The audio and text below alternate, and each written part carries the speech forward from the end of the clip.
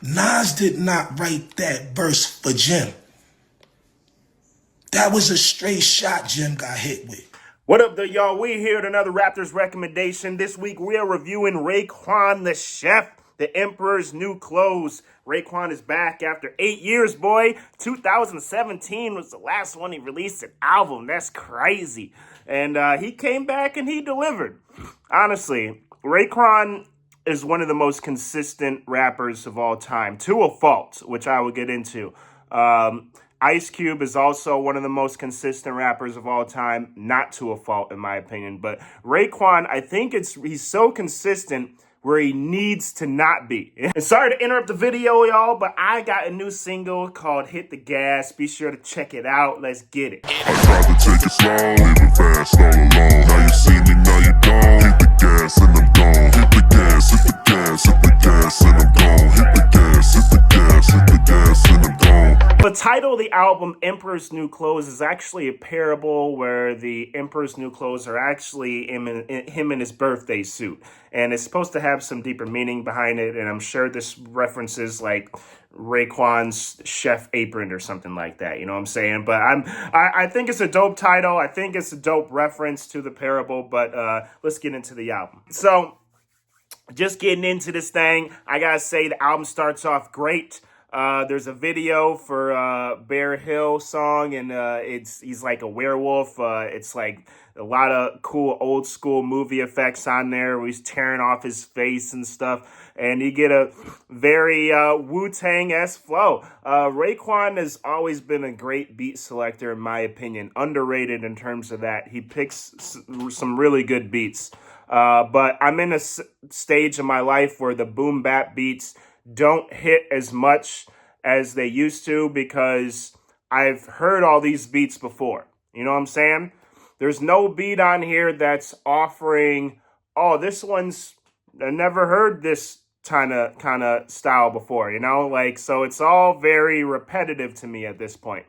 And Raekwon's flow is very much the same in terms of repetitiveness, you know? Most consistent rapper, which is great because you know what you're going to get from him, and the album is good, but I have my issues with a few things, specifically just what he's talking about. I care about what rappers are talking about these days. I didn't used to be so on that tip, you know? I got into that with the Clips album where I said I'm tired of them doing the drug flow and stuff like that. And while Raekwon doesn't always go into chef mode, he does click into that sometimes. And I'm just kind of tired of hearing about that stuff.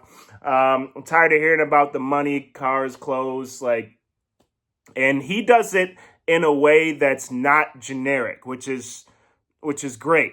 For someone who's been doing it for so long, he finds a way to rap about the same things but does it in a different way. But I gotta say, I mean, I'm just not really feeling the middle of the album and the second to last song on the album, which is like kind of his take on a love song, I think. But like, there is a dip in terms of the album, which is, I guess, to be expected. But I'm looking at it this way, like the standout songs on there are actually the songs with Ghostface Killah.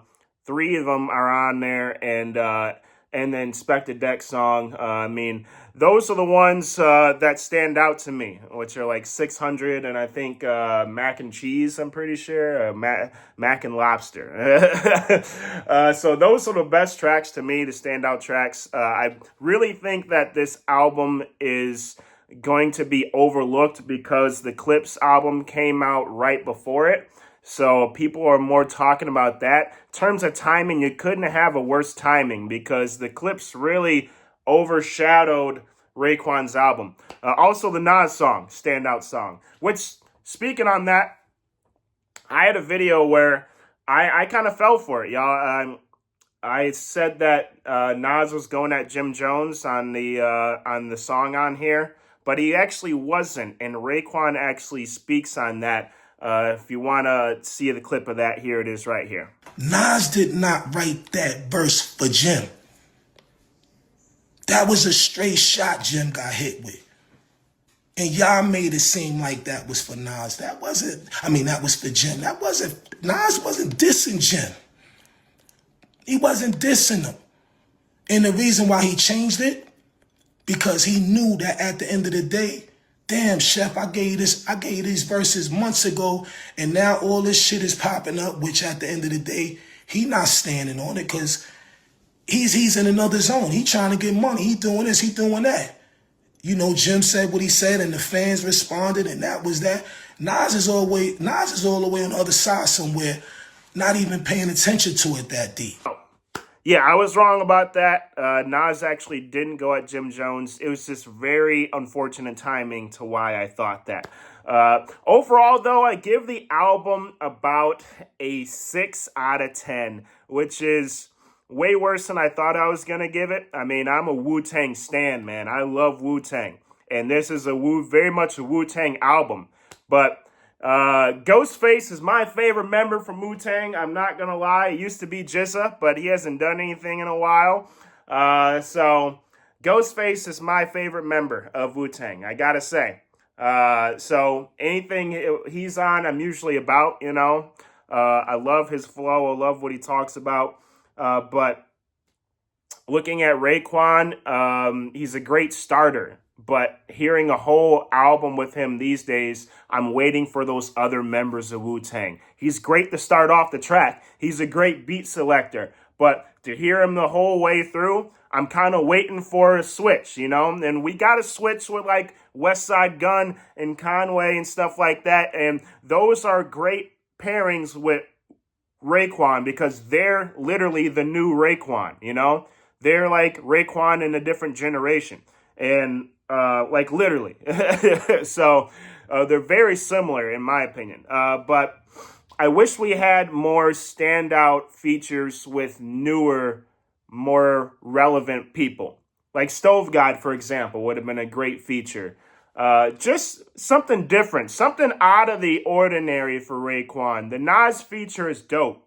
The Wu-Tang features are dope.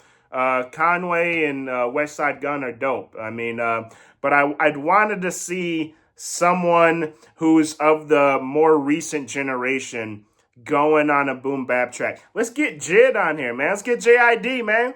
Let's get JID on the track. That's why I felt that would have been dope, you know. But anyways, not gonna lie, I thought I was gonna rate the album higher, but I didn't because I just wasn't feeling the same energy as I would have been 20 years ago. 20 years ago, this track would have been fire. You know what I'm saying? This album. Man, I did a little short on boom bap, the state of boom bap, and I was talking about this, how there's nothing new to offer to boom bap these days. So if you don't come with something new on the beat selection, which Swiss Beats is not doing that, he's not really coming at you with new inventive stuff, in my opinion, like he used to. Swiss isn't my favorite producer, I'm not going to lie. He's a good producer, but he's just not my favorite one. I love him in the battles and versus series. That's great. But when it just comes to picking a beat, I feel like a lot of Swiss's beats are the same style, which is true with a lot of producers. But, I mean, it's not my style usually. So, yeah, that's what it is, man. Let me know. Am I being too harsh on Raekwon the Chef, man? I don't think so. But let me know what y'all think about the album, The Emperor's New Clothes. Deuces.